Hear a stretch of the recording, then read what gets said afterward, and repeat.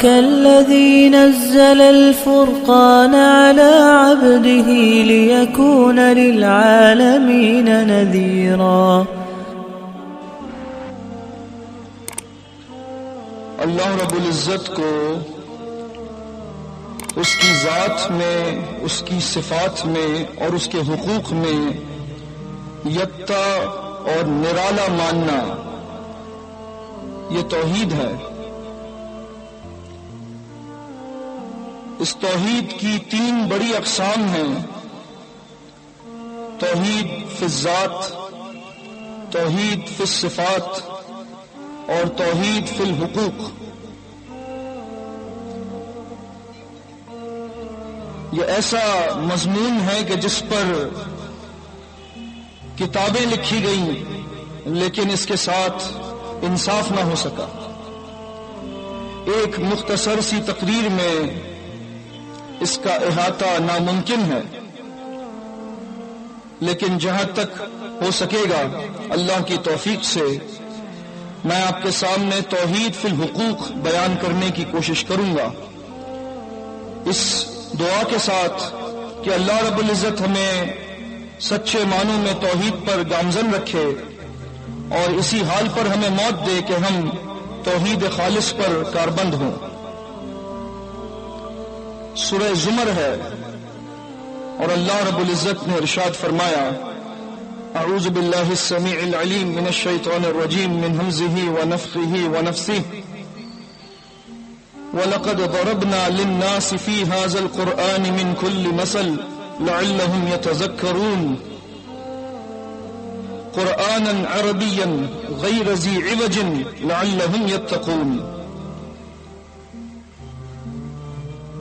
ضَرَبَ اللَّهُ رَجُلًا فِيهِ شُرَكَاءُ مُتَشَاكِسُونَ وَرَجُلًا سَلَمًا لِرَجُلٍ هَلْ يَسْتَوِيَانِ مَثَلًا الحمد للہ بل اکثرهم لا يعلمون۔ اور یقیناً ہم نے اس قرآن میں لوگوں کے سمجھانے کے لیے ہر قسم کی مثالوں کو بیان کر دیا ہے تاکہ لوگ نصیحت حاصل کریں۔ یہ قرآن ایسا قرآن ہے جو فصیح اور بلیغ عربی زبان میں ہے، جس میں کوئی کجی نہیں ہے، کوئی مشکل نہیں ہے۔ یہ بڑا آسان ہے ان لوگوں کے لیے جو ڈرنا چاہتے ہیں، وہ لوگ جو ڈرنا چاہتے ہیں شرک سے، جو بچنا چاہتے ہیں شرک سے، ان کے لیے اللہ رب العزت ایک مثال بیان کرتا ہے۔ ایک آدمی ہے، غلام ہے، جس کے بہت سے مالک ہیں، اور اس ایک غلام کے مختلف مالک مختلف المزاج ہیں، ان میں آپس میں شدید اختلاف رہتا ہے۔ اور ایک غلام ایسا ہے جس کا صرف ایک مالک ہے، اس کے بہت سے مالک نہیں ہیں۔ اس غلام کی ذمہ داری یہ ہے کہ وہ اپنے ایک مالک کو راضی کرے۔ کیا ان دونوں غلاموں کی مثال، ان کی کیفیت، ان کی حالت یکساں ہو سکتی ہے؟ ان دونوں کی حالت یکساں نہیں ہو سکتی۔ تو تمام تعریف اللہ کے لیے۔ یضل به الا الفاسقین، لیکن گمراہ وہی لوگ ہوں گے ان مثالوں سے جو لوگ فاسق ہیں، فاجر ہیں۔ فاسق کون ہیں؟ الذین ينقضون عہد اللہ من بعد میثاقہ، وہ لوگ جو اللہ سے مضبوط عہد کرنے کے بعد اس عہد کو توڑ دیتے ہیں۔ وَيَقْطَعُونَ مَا أَمَرَ اللَّهُ بِهِ أَن يُوصَلَ، اور جس بات کو اللہ نے ملانے کا حکم دیا ہے اس کو توڑ دیتے ہیں۔ وَيُفْسِدُونَ فِي الْأَرْضِ، اور زمین میں فساد پھیلاتے ہیں۔ أُولَئِكَ هُمُ الْخَاسِرُونَ، یہی لوگ نقصان میں ہیں۔ جن لوگوں میں یہ نشانیاں ہوں گی وہ قرآن مجید کے ذریعے گمراہ ہوں گے، اور جن لوگوں میں ہر مثال کے اچھا پہلو لینے کی بات ہوگی، ان کے دل میں یہ خیال ہوگا کہ ہم قرآن مجید کے اچھے پہلو کو لیں گے تو وہ کبھی گمراہ نہیں ہوں گے۔ ایسے ہی لوگوں کے لیے یہ مثال ہے۔ اس کو سمجھنے کی کوشش کیجیے. ایک غلام ہے جس کے بہت سے مالک ہیں، اور ایک غلام ہے جس کا صرف ایک مالک ہے. اس مثال کے ذریعے اللہ توحید فی الحقوق سمجھا رہا ہے. اس کو سمجھنے کی کوشش کیجیے. ایک غلام، اس کا ایک مالک اس سے کہتا ہے کہ میرا کام کر کے آ. وہ اس مالک کا کام کرنے دوڑتا ہے، تو چونکہ وہ بہت سے مالکوں کا غلام ہے، لہذا دوسرے مالک کا بھی اس پر حق ہے. جب وہ پہلے مالک کا کام کرنے بھاگتا ہے تو دوسرا مالک پکار کر کہتا ہے کہ میرا کام کر کے آ. اب وہ ایک ہی وقت میں دونوں کے کام کو کرنے بھاگتا ہے. تیسرا مالک پکارتا ہے رک جا، ان دونوں کا کام نہیں ہوگا، پہلے میرا کام ہوگا. اب وہ تیسرے کا کام کرنے بھاگے. پھر چوتھا پکار کر کہے ان سب کا کام چھوڑ دے، پہلے میرا کام کر کے آ. وہ غلام کسی ایک بھی مالک کو خوش نہیں رکھ سکے گا، کیونکہ سب کے سب اس پر اپنا حق جماتے ہیں اور سب اس سے کام لینا چاہتے ہیں، اور ان سب میں آپس میں اختلاف ہے. لہذا اس غلام کی جو کیفیت ہوگی کہ وہ بڑا بے چین ہوگا، بڑا بے سکون ہوگا، بڑا بے قرار ہوگا. اس کی سمجھ میں نہ آئے گا کہ میں کس کو خوش کروں، کس کو ناراض کروں. یہ توحید فی الحقوق کی مثال ہے. وہ لوگ جو ایک الہ کو چھوڑ کر بہت سے آلہہ کے پیچھے بھاگتے ہیں، ایک کے در پر جاتے ہیں اور محسوس ہوتا ہے کہ فریاد رسی نہ ہوئی تو دوسرے کے در پر جا کر ماتھا رگڑتے ہیں. جب دوسرے کے در پر جا کر محسوس ہوتا ہے کہ یہاں بھی کچھ نہ ملا تو تیسرے کے در پر بھاگتے ہیں. وہ بے قرار، بے چین، بے سکون رہتا ہے. اس کی دعا اسے لگتا ہے کہ قبول نہیں ہو رہی، کیونکہ جس کو پکارنا تھا اس کو نہ پکارا، ان کو پکارا جو کچھ دے نہیں سکتے. اس لیے یہ پکارنے والا، یہ بندہ، یہ غلام ہمیشہ بے چین رہے گا جب تک کہ وہ ایک مالک کا بندہ نہ بن جائے. اسی لیے دوسرے غلام کی مثال بڑی خوبصورت بیان کی اللہ رب العزت نے. وَرَجُلًا سَلَمًا لِرَجُلٍ، ایک غلام ہے جو صرف ایک مالک کا غلام ہے. اس کا ایک اکیلا مالک ہے. وہ اس کو حکم دیتا ہے کسی کام کا تو وہ غلام خوشی سے بھاگتا ہے. میرے مالک نے کہا ہے، میرے آقا نے کہا ہے، میں اس کام کو کرنے دوڑوں، میرا مالک مجھ سے خوش ہو جائے. اور اس کو معلوم ہے کہ دوسرا کوئی مالک ہے نہیں جو اس کو پہلے والے کے کام سے روک سکے. یہ غلام کتنا سکون میں ہوگا، کتنے چین میں ہوگا کہ وہ جب بھی چاہے اپنے مالک کو خوش کرنے کے لیے دوڑ کر کام کر کے آئے. یہ مثال ہے اس بندے کی جو صرف اللہ اکیلے کا بندہ ہے. وہ صرف اللہ اکیلے کو پکارتا ہے، صرف اللہ اکیلے کے حق کو ادا کرتا ہے، کسی اور کا محتاج نہیں ہے، کسی اور کے حق کو ادا کرنے کی اسے فکر نہیں ہے. وہ روحانی طور پر بڑا سکون میں ہوگا، بڑے چین میں ہوگا، بڑے قرار میں ہوگا. اس کی زندگی میں کبھی بے چینی نہیں آئے گی. لہذا جو لوگ اللہ کے حقوق کو بندوں میں تقسیم کر دیں ان کو چین نہیں مل سکتا. جو لوگ اللہ کے حقوق کو اللہ کی حد تک رہنے دیں ان کو اللہ سکون عطا کرے گا، دنیا میں بھی اور آخرت میں بھی. اس وقت جو دنیا کی حالت ہے، ہر طرف بے سکونی ہے، بے چینی ہے. اس کی سب سے بڑی وجہ یہ ہے کہ لوگوں نے اللہ کے حقوق کو ادا نہیں کیا. جب بندے اللہ کا حق ادا نہیں کریں گے تو وہ بے چین اور بے سکون رہیں گے. یہ اللہ کا اصول ہے. اسی لیے سورہ روم میں اللہ نے ارشاد فرمایا، اللہ الذی خلقکم ثم رزقکم ثم یمیتکم ثم یحییکم هل من شرکائکم من یفعل من ذلکم من شیء سبحانہ وتعالی عما یشرکون. اللہ وہ ہے جس نے تم کو پیدا کیا، پھر اسی اللہ نے تمہیں رزق دیا، پھر وہی اللہ تمہیں موت دے گا اور وہی اللہ تمہیں دوبارہ زندہ کرے گا قیامت کے دن. کیا تمہارے شرکاء میں سے کوئی بھی ایک ایسا ہے جو ان کاموں میں سے کوئی بھی ایک کام کر سکے؟ یہ 4 کام اللہ نے بتائے: پیدا کرنا، رزق دینا، موت دینا اور قیامت کے دن دوبارہ زندہ کرنا۔ کوئی بھی ایک ہے ایسا اللہ کے علاوہ جو ان 4 میں سے کوئی بھی ایک کام کر سکے؟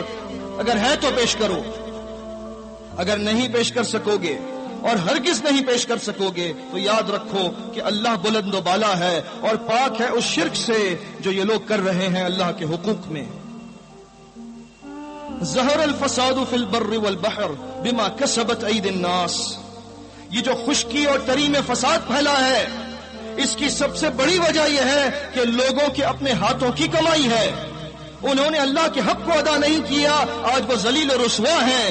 جو لوگ اللہ کا حق ادا نہیں کرتے اللہ ان سے سکون اور چین کو چھین لیتا ہے۔ لِيُذِيقَهُمْ بَعْضَ الَّذِي عَمِلُوا، تاکہ اللہ ان کو ان کی بے عملی کا اور بد عقیدگی کا مزہ چکھائے۔ لَعَلَّهُمْ يَرْجِعُونَ، شاید کہ یہ لوٹ آئیں، شاید کہ یہ سمجھ لیں کہ ہماری یہ بری حالت کیوں ہے اور سمجھ کر توبہ کریں اللہ کے دربار میں اور رجوع کر لیں اپنی غلطی سے۔ اور یہی بات سمجھنے کی ہے کہ جب تک لوگ اللہ کا حق ادا نہیں کریں گے اس دنیا میں چین و سکون نہیں ہو سکتا۔ اللہ کے حقوق کو ادا کرنے والے ہی سکون اور چین میں رہیں گے۔ جو لوگ اس بات کو سمجھ لیتے ہیں کہ ہمیں اللہ کا ہر حق ادا کرنا ہے، وہ اس بات کو سمجھ لیتے ہیں کہ پھر اللہ کے ان حقوق میں کسی اور کو ہم شریک نہیں کر سکتے۔ اسی وجہ سے معاذ بن جبل رضی اللہ تعالی عنہ صحیح بخاری اور صحیح مسلم کتاب الایمان فرماتے ہیں کہ اللہ کے رسول صلی اللہ علیہ وسلم نے مجھ سے کہا: یا معاذ بن جبل اتدری ما حق اللہ علی العباد، اے معاذ بن جبل کیا تم جانتے ہو کہ اللہ کا حق اپنے بندوں پر کیا ہے؟ آپ توحید فی الحقوق سن رہے ہیں اور سوال کیا اللہ کے رسول صلی اللہ علیہ وسلم نے، کیا تم بتا سکتے ہو کہ اللہ کا حق اپنے بندوں پر کیا ہے؟ معاذ بن جبل رضی اللہ تعالی عنہ نے فرمایا: اللہ ورسولہ اعلم، اللہ اور اس کے رسول صلی اللہ علیہ وسلم بخوبی جانتے ہیں۔ جواب دیا اللہ کے رسول صلی اللہ علیہ وسلم نے: اللہ یشرکو بہ شیئا، اللہ کا حق اپنے بندوں پر یہ ہے کہ بندے اللہ کے ساتھ کسی اور کو ذرے کے برابر بھی اللہ کا شریک نہ ٹھہرائیں۔ پھر فرمایا اللہ کے رسول صلی اللہ علیہ وسلم نے: یا معاذ بن جبل اتدری ما حق العباد علی اللہ، اے معاذ بن جبل کیا تم یہ بتا سکتے ہو کہ بندوں کا اللہ پر کیا حق ہے؟ انہوں نے دوبارہ وہی جواب دیا: اللہ ورسولہ اعلم، اللہ اور اس کے رسول صلی اللہ علیہ وسلم زیادہ جانتے ہیں۔ جواب ملا اللہ کے نبی صلی اللہ علیہ وسلم کی طرف سے کہ ایک حق تم نے سن لیا جو اللہ کا اپنے بندوں پر ہے کہ بندے اللہ کے ساتھ کسی کو بھی ذرے کے برابر بھی اللہ کے ساتھ شریک نہ ٹھہرائیں۔ اب سن لو، اگر بندوں نے یہ کام کر لیا تو پھر اب بندوں کا ایک حق اللہ پر رہ جاتا ہے، وہ حق یہ ہے اذا لا يعذبهم، کہ پھر اللہ اپنے بندوں کو کبھی عذاب نہیں دے گا۔ وہ بندے جو اللہ کے حقوق کو پہچان لیں، اس کے حقوق میں کسی کو شریک نہ کریں، توحید فی الحقوق کو سمجھ کر اپنے دل میں جگہ دیں اور اس کے مطابق عمل کریں، اللہ پر لازم ہے کہ ایسے بندوں کو کبھی عذاب نہ دے۔ تو پھر اور کیا چاہیے؟ اللہ کی طرف سے یہ ضمانت مل رہی ہے، نہ دنیا میں عذاب ہوگا نہ آخرت میں، اگر تم اللہ کے حقوق کو پہچان لو گے، اگر تم توحید فی الحقوق پر سچے معنوں میں کاربند رہو گے۔ یہ وہی معاذ بن جبل ہیں جن کے بارے میں صحیح بخاری کتاب الایمان میں تعلیقاً اور مصنف ابن ابی شیبہ میں موصولاً صحیح سند سے یہ اثر ملتا ہے، انہوں نے اپنے ساتھی اسود بن ہلال رحمت اللہ علیہ سے کہا تھا اجلس بنا نؤمن ساعتن، آؤ کچھ دیر ہمارے ساتھ بیٹھو، ہم بیٹھ کر ایمان کی باتیں کرتے ہیں۔ آج ہم اور آپ خوش نصیب ہیں کہ ہم اللہ کے فضل سے یہاں بیٹھ کر کچھ دیر ایمان کی باتیں کر رہے ہیں۔ اللہ رب العزت قبول فرما لے تو یہ محفل اگر اللہ نے چاہا تو ہماری بخشش کے لیے ایک بہت بڑا ذریعہ ثابت ہوگی۔ لہذا ایمان کی باتیں آپ سن رہے ہیں، اور یہ صحابہ کا معمول تھا کہ وہ لوگوں کو بٹھا کر ان کے ساتھ ایمان کی باتیں کیا کرتے تھے، شرک کے خلاف اور توحید کے معاملے پر کاربند رہنے کے لیے لوگوں کو نصیحت کیا کرتے تھے، جیسے آج آپ کے سامنے یہ ناچیز کر رہا ہے۔ اسی لیے فرمایا تھا اللہ رب العزت نے، کیونکہ اللہ رب العزت کی ذات میں، صفات میں، حقوق میں اگر کوئی بندہ شرک کر لے یہ ہلاکت خیز گناہ ہے۔ سورہ انعام میں اللہ رب العزت نے 18 انبیاء علیہم الصلاۃ والسلام اولو العزم ان کا ذکر فرمایا، اور ان کا ذکر فرمانے کے بعد ارشاد فرمایا لو اشرکوا لحبط عنہم ما كانوا يعملون۔ یہ 18 انبیاء علیہم الصلاۃ والسلام جن کے نام تم کو پڑھ کر سنائے گئے سورہ انعام میں، یہ اعلیٰ درجے کے مومنین تھے، مثالی لوگ تھے، لیکن اگر بالفرض محال یہ بھی اللہ کے حقوق میں کسی اور کو شریک ٹھہراتے، بالفرض محال، تو ان کے سارے اعمال برباد ہو جاتے۔ جب انبیاء علیہم الصلاۃ والسلام کے اعمال شرک کی موجودگی میں برباد ہو سکتے ہیں تو ہم اور آپ کس گنتی میں ہیں؟ لہذا ہر معاملے میں ڈرتے رہیے، اور یہ مثالیں بھی اس لیے بیان کی گئی ہیں کہ ہم ڈریں، اللہ کی ذات، صفات اور اس کے حقوق میں کسی حال میں بھی شرک نہ کریں۔ اور اس کے لیے ہم پر ایک احسان کیا محمد الرسول اللہ صلی اللہ علیہ وسلم نے، جب ہمیں یہ دعا سکھائی۔ مسند امام احمد میں ہے حسن سند سے، ابو موسیٰ اشعری رضی اللہ تعالیٰ عنہ فرماتے ہیں خطبنا رسول اللہ صلی اللہ علیہ وسلم ذات یوم، خطبہ ارشاد فرمایا اللہ کے رسول صلی اللہ علیہ وسلم نے ایک دن، اور اس خطبے میں ارشاد فرمایا یا ایھا الناس اتقوا ھذا الشرک فانہ اخفی من دبیب النمل۔ اے لوگوں، شرک سے ڈرو، شرک سے بچنے کی کوشش کرو، کیونکہ یہ چیونٹی کی چال سے بھی زیادہ مخفی ہوتا ہے۔ کیونکہ چیونٹی جب جسم پر حرکت کرتی ہے، جب چلتی ہے، تو وہ اپنی موجودگی کا احساس نہیں دلاتی جب تک کہ وہ کاٹ نہ لے۔ جب کاٹتی ہے تو احساس ہوتا ہے کہ کافی دیر سے چیونٹی میرے جسم پر حرکت کر رہی تھی۔ ایسے ہی شرک چیونٹی کی چال سے بھی زیادہ مخفی ہے، یہ انسان کے اندر داخل ہوتا ہے، معلوم نہیں ہوتا، اور معلوم جب ہوتا ہے تو دیر ہو چکی ہوتی ہے۔ لہذا اللہ کے رسول صلی اللہ علیہ وسلم نے یہ بات بتا دی، اس شرک سے بچو جو چیونٹی کی چال سے بھی زیادہ مخفی ہے۔